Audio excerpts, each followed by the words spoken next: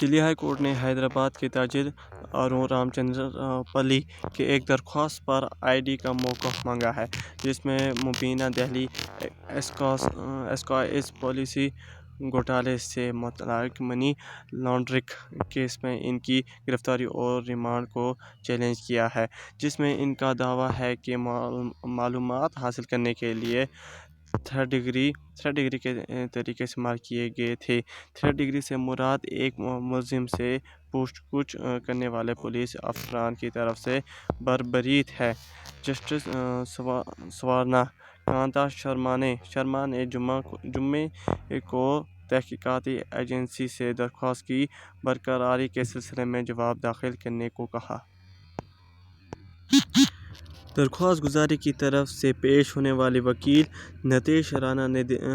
دلیل دی کہ enforcement directorate E D کا 6 مارچ کو گرفتاری کا حکم اور ٹرائل کورٹ کی طرف سے اسے ایجنسی کی تحویل اور پھر عدالتی تحویل میں بھیجنے کے بعد ریمانڈ کے احکامات ان دفعات کی خلاف ورزی ہیں۔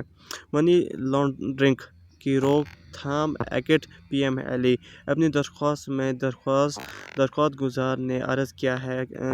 کہ گرفتاری کی کوئی بنیاد زبانی یا تحریری اسے کبھی بھی فراہم نہیں کی گئی، جیسا کہ پی ایم ایل اے کے سیکشن 19(1) کے تحت ضروری ہے اور یہ کہ اس کی آئینی حقوق کی بھی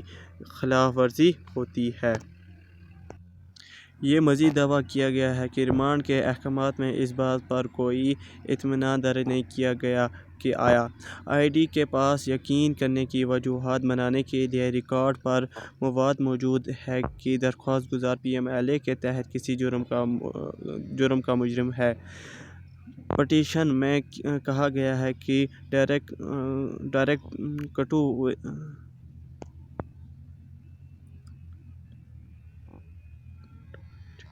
ڈائریکٹوریٹ آف انفورسمنٹ نے انتقامی انداز میں اور مکمل طور پر جادوگرنی کے شکار کی مشق کے طور پر معلومات حاصل کرنے کے لیے زبردستی کے ہتھ کنڈے استعمال کیے ہیں اور یہاں درخواست